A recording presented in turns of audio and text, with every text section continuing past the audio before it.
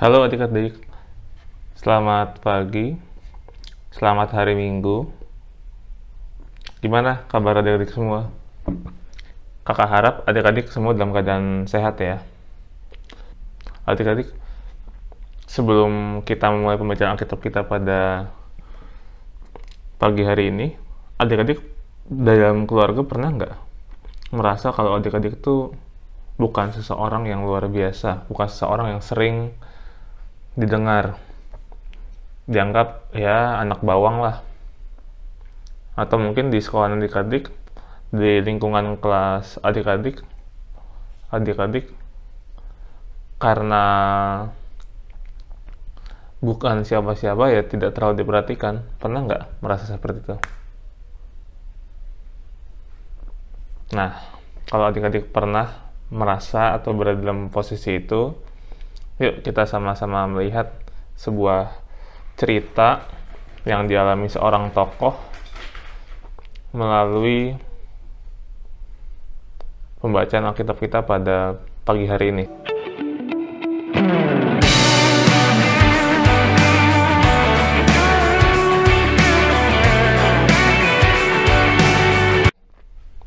Sebelum kita berdoa, kita bersama-sama membuka dari Kejadian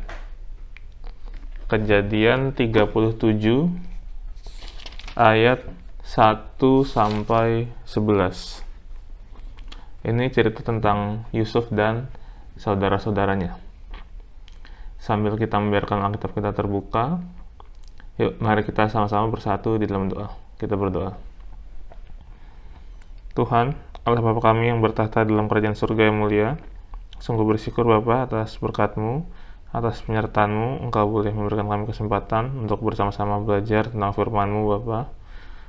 Tolong Kau sertai agar Kak Stephen yang membawakan firman-Mu pada pagi hari ini boleh menyampaikannya dengan baik, boleh kami mengerti, dan boleh kami lakukan di dalam kehidupan kami sehari-hari. Biarlah Engkau bukakan hati kami dan Allah menjadi tanah yang gembur. Biarkan kami menjadi pribadi yang dengar-dengaran sehingga firman-Mu boleh berbuah di dalam hati kami Bapa. Di dalam nama Tuhan Yesus kami sudah berdoa.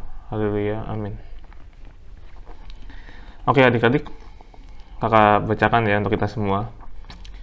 Yusuf dan saudara-saudaranya. Adapun Yakub, ia diam di negeri penumpangan ayahnya, yakni di tanah Kanaan. Inilah riwayat keturunan Yakub. Yusuf, tatkala berumur 17 tahun, jadi masih muda, biasa menggembalakan kambing domba bersama-sama dengan saudara-saudaranya, anak-anak Bilha dan Zilpa, kedua istri ayahnya. Dan Yusuf menyampaikan kepada ayahnya kabar tentang kejahatan saudara-saudaranya. Israel lebih mengasihi Yusuf dari semua anak-anaknya yang lain, sebab Yusuf itulah anaknya yang lahir pada masa tuanya, dan ia menyuruh membuat jubah yang maha indah bagi dia. Setelah dilihat oleh saudara-saudaranya bahwa ayahnya lebih mengasihi Yusuf dari semua saudaranya, maka bencilah mereka itu kepadanya, dan tidak mau menyapanya dengan ramah. Pada suatu kali bermimpilah Yusuf, lalu mimpinya itu diceritakannya kepada saudara-saudaranya. Sebab itulah mereka lebih benci lagi kepadanya, karena katanya kepada mereka, coba dengarkan mimpi yang kumimpikan ini. Tampak kita sedang di ladang mengikat berkas-berkas gandum, lalu bangkitlah berkasku dan tegak berdiri. Kemudian datanglah berkas-berkas kamu sekalian mengelilingi dan sujud menyembah kepada berkasku itu. Lalu saudara-saudaranya berkata kepadanya, apakah engkau ingin menjadi raja atas kami? Apakah engkau ingin berkuasa atas kami? Jadi makin bencilah mereka kepadanya karena mimpinya dan karena perkataannya itu. Lalu ia memimpikan pula mimpi yang lain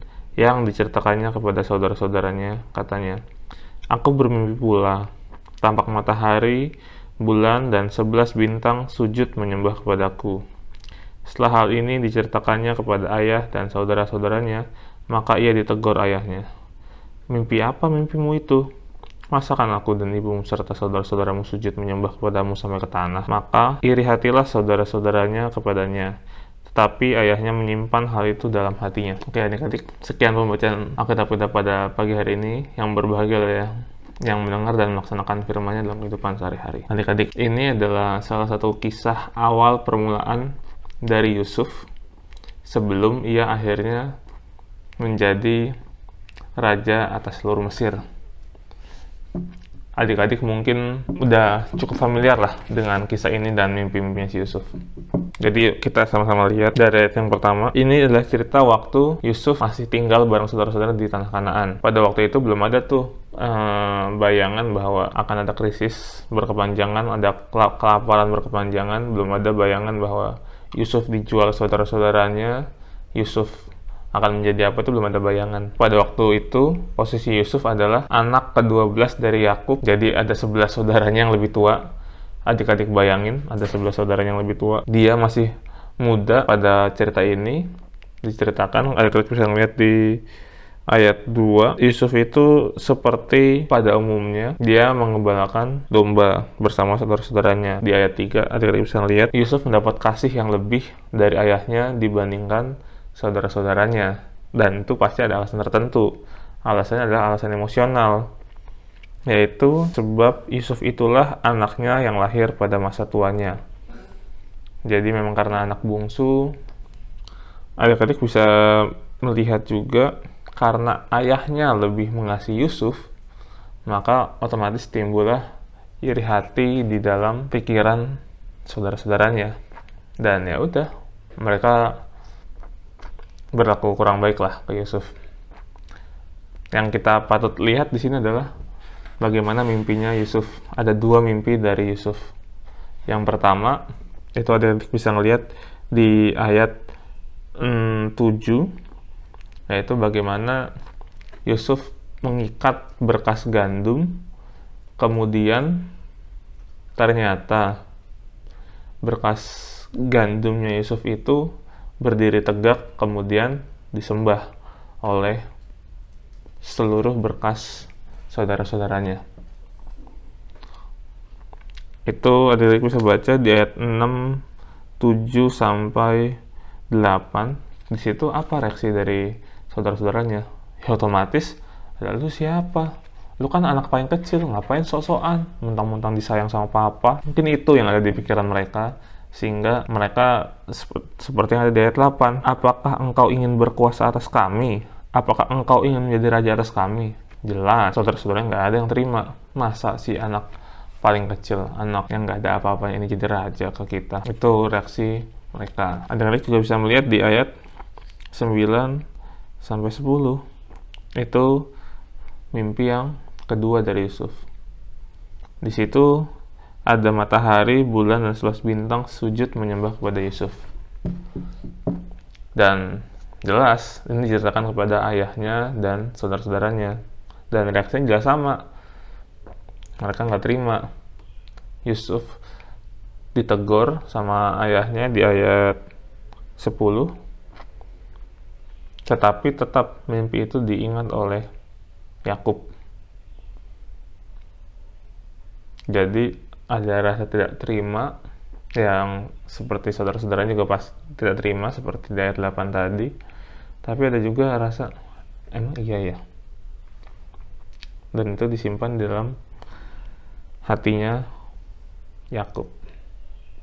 Nah, adik-adik coba perhatiin untuk bagaimana responnya. Di sini adik-adik bisa melihat sebenarnya kenapa sih Yakub kemudian saudara-saudara Yusuf yang ada 11 orang itu nggak ada yang mau nerima soal mimpinya Yusuf ini. Nggak jelas. 12 orang bersaudara. Yusuf yang paling kecil. Reaksi wajarnya adalah, lu yang paling kecil. Apa iya lu mau sok-sokan jadi merintah kami? Apa iya lu jadi berkuasa atas kami? Apa iya lu jadi raja atas kami? Itu jelas reaksi yang wajar. Dia kecil. Dia tidak punya posisi yang baik pada waktu itu. Dipandang sebelah mata lah. Nggak signifikan. Adik-adik juga bisa ngelihat di ayat 9 dan 10. Di sini, orang tuanya pun juga berpandangan yang sama. Lagi-lagi karena dia kecil. Dia yang paling bungsu, dia yang paling muda. Dan ya, di antara saudara-saudaranya apa kelebihan Yusuf selain karena dia disayang sama orang tuanya? Waktu itu ya, nggak ada yang tahu soal itu. Nggak ada yang kepikiran soal itu. Wajar dalam saudara bersaudara, tiba-tiba yang paling kecil ngomong seperti jelas ada reaksi penolakan. Adik-adik bisa melihat sebenarnya apakah Yusuf ngebuat mimpi ini? Yusuf ngarang-ngarang supaya dipandang tinggi sama saudara-saudara dan ayahnya. Oh, jelas enggak, karena adik-adik bisa ngelihat ke depannya, ternyata Yusuf memang cukup dia kasih anugerah oleh Tuhan untuk menafsir mimpi-mimpi. Dan mimpi Yusuf ini adalah pemberian Tuhan, pesan akan apa yang akan terjadi nantinya.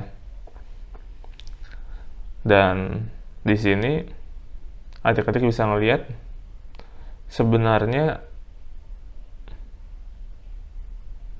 si Yusuf ini ya dia tidak signifikan, dia kecil, dia nggak berarti.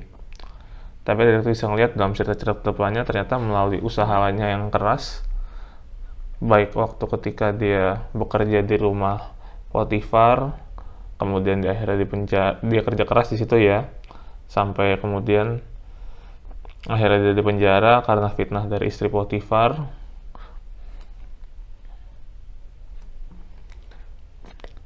Terus kemudian setelah dia di penjara, di situ dia menerjemahkan mimpi dari tukang anggur dan tukang roti. Kemudian akhirnya dia bahkan menerjemahkan mimpi Fir'aun, dan akhirnya dia memerintah dan berkuasa atas seluruh Mesir. Adik-adik bisa melihat garis perjalanannya itu sebagai sebuah usaha keras dari si Yusuf. Meskipun adik-adik bisa melihat bagaimana perjalanannya itu nggak lancar ya, dia langsung jadi penguasa atas Mesir. Dia dijual sama saudara-saudaranya, akhirnya dia dibeli dan bekerja di rumah Potifar, di rumah orang Mesir. Kemudian dia kerja dengan baik, dia berusaha dengan baik sampai dia dikasihi oleh Potifar. Ternyata dia difitnah oleh istrinya Potifar. Setelah dia difitnah, dia dipenjara. Di situ dia tetap nggak putus asa. Dia tetap bekerja dengan baik. Kemudian dia mendapat kesempatan menerjemahkan mimpi dari juru roti dan juru anggur dari Fir'aun. Dan itu dia lakukan tanpa dia berpikir akan untung rugi ke depannya. Kemudian setelahnya akhirnya dia mendapat kesempatan untuk menggunakan talenta yang diberikan Tuhan itu untuk menafsir mimpi, untuk menafsirkan mimpi Fir'aun. Dan nggak cukup sampai situ. Ketika dia akhirnya diangkat menjadi penguasa Mesir, melalui usaha kerasnya, dia akhirnya mampu melalui masa kesukaran, masa kelaparan hebat yang terjadi di Mesir pada waktu itu. Melalui 7 tahun kecukupan dan 7 tahun kekurangan. Nah, adik-adik bisa melihat di sini. Yusuf dikasih talenta. Yusuf dikasih kemampuan. Dalam hal ini, kemampuan Yusuf yang sangat menonjol adalah menafsir mimpi. Dan melalui usaha kerasnya, ketika di akhir diberi kepercayaan, dia selalu melakukan yang terbaik untuk kepercayaan yang diterima dia. Awalnya, dia kecil, dia tidak berarti, tidak signifikan. Tetapi, dia terus melakukan yang terbaik, dia terus mengerjakan yang semampu dia bisa.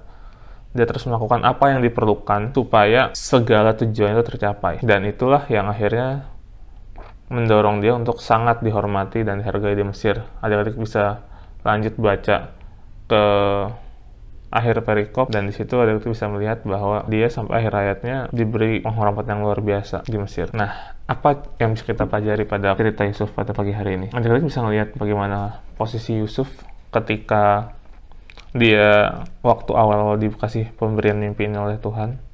Dia itu kecil, dia tidak signifikan, dia tidak berarti. Tetapi karena dia dalam hal ini sudah mendapat kesempatan, dan ketika dia mendapat kesempatan dia melakukan yang terbaik, apapun kesempatan itu tanpa dia melihat untung ruginya, maka dia dikasih kepercayaan lagi yang lebih besar pada Tuhan, dikasih lagi kepercayaan lebih besar dari Tuhan, sehingga pada akhirnya sampai akhir hayatnya pun dia tetap dikenang orang, dia menjadi orang yang besar, orang yang luar biasa, dan memberi dampak yang luar biasa. Refleksinya apa adik-adik? Adik-adik mungkin pada saat ini bukan siapa-siapa. Adik-adik mungkin bukan cucunya Pak LBP, Luhut Binsar Panjaitan, yang masuk ke Forbes 30 Under 30. Tapi coba adik-adik refleksikan. Apa pemberian Tuhan kepada adik-adik dalam hidup adik-adik? Apa talenta yang Tuhan berikan kepada adik dalam hidup adik-adik? Kak, aku nggak nemu, Kak. Coba adik-adik gali lagi, renungkan lagi, lihat lagi. Apa hal-hal kecil yang Tuhan percayakan kepada adik-adik? Di tengah hal-hal yang Tuhan percayakan itu, sudahkah adik-adik melakukan yang terbaik? Sudahkah adik-adik memberikan yang terbaik dari kepercayaan yang Tuhan berikan? Sama seperti gereja kita, Gereja Kristen Pasundan, GKP di Jemaat Seroja, di gereja kita ya adik-adik. Mungkin bukan gereja yang besar, yang luar biasa, yang jemaatnya sampai ribuan atau puluhan ribu orang sekali kebaktian. Kita termasuk gereja yang kecil lah dibandingkan gereja yang bisa sampai berapa ribu sekali kebaktian. Mungkin yang sampai bahkan di GBK untuk kebaktian Natalnya. Tapi ada bisa melihat melalui hal-hal yang kecil yang Tuhan percayakan ke kita, GKP Seroja pun sudah melakukan hal-hal yang maksimal secara terus-menerus. Salah satunya apa? Salah satunya adalah melalui Komisi Pemuda Remaja yang mungkin kakak sudah ceritakan di minggu lalu. Bagaimana Komisi Pemuda Remaja, kakak-kakak kalian yang di SMA dan pemuda sudah bahu-membahu bersama untuk berkontribusi bagi masyarakat di lingkungan sekitar, di Kelurahan Harapan Jaya, di Bekasi Utara. Bagaimana mereka mengambil inisiatif untuk berbagi kepada sesama. Dan bukan cuma itu aja. Bahkan adik-adik juga mungkin bisa melihat di warta jemaat adik-adik di gereja ya, di Kabupaten Umum, mungkin nanti bisa melihat di HP orang tua adik-adik, bahwa kita semua pun sebagai warga jemaat sekarang sedang nih bahu-membahu. Kita semua bareng-bareng sedang bersama-sama berinisiatif untuk mengumpulkan persembahan, mengumpulkan dana bahu-membahu bagi siapa?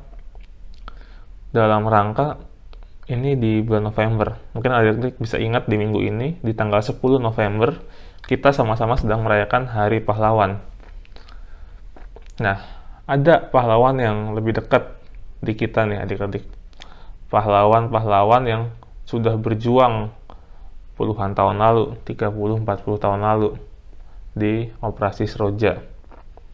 Nah, adik-adik langsung kepikiran kan?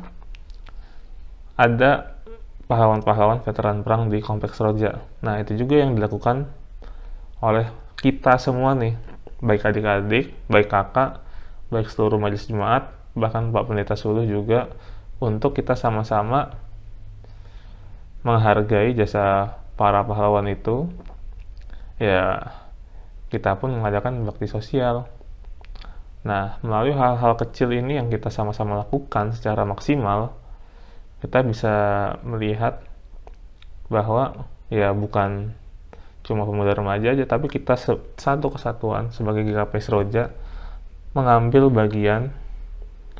Meskipun kita kecil, kita memberikan dampak yang maksimal, dampak yang signifikan sesuai kemampuan kita di lingkungan sekitar kita.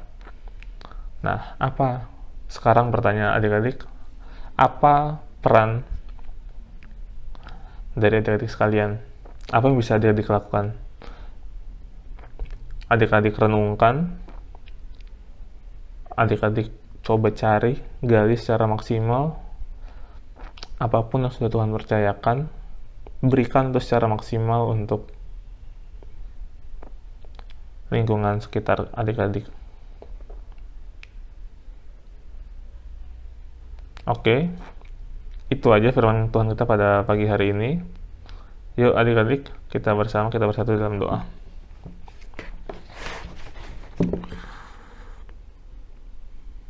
Tuhan, Allah Bapa kami bertata dalam kerajaan surga yang mulia. Sungguh bersyukur Bapa atas berkat-Mu, atas penyertaan-Mu. Engkau boleh memberikan kami kesempatan untuk kami bersama-sama belajar firman-Mu pada kebaktian pagi hari ini Bapa. Tolong Engkau sertai agar boleh kami sama seperti Yusuf Bapa, melakukan hal yang maksimal dalam setiap hal yang Tuhan percayakan kepada kami. Meskipun kami kecil, biarlah Engkau mengajar kami untuk kami boleh melakukan sesuatu secara maksimal seturut dengan kehendak-Mu Bapa. Ya Bapa, kami juga berdoa untuk orang tua kami di dalam setiap kerjaan yang mereka lakukan. Kiranya Engkau berkati agar mereka boleh melakukannya secara maksimal Bapa, seturut dengan kehendak-Mu. Berikan juga kesehatan kepada kami semua sekeluarga di tengah kondisi pandemi COVID-19 yang masih belum berakhir ini Bapa. Kiranya Engkau boleh memberikan kami semua kekuatan, kesehatan untuk dapat beraktivitas semaksimal dan semampu yang kami dapat lakukan Bapa. Berdoa juga untuk kami dalam studi kami, baik yang sudah tatap muka maupun yang pembelajaran secara online. Kiranya Engkau sertai agar boleh maksimal dalam setiap tugas-tugas. Kiranya Engkau boleh berikan kami kekuatan agar kami tidak jenuh, dapat terus mengerjakannya dengan sukacita, dengan kesadaran bahwa ini membangun kami untuk pengetahuan kami ke depannya Bapak.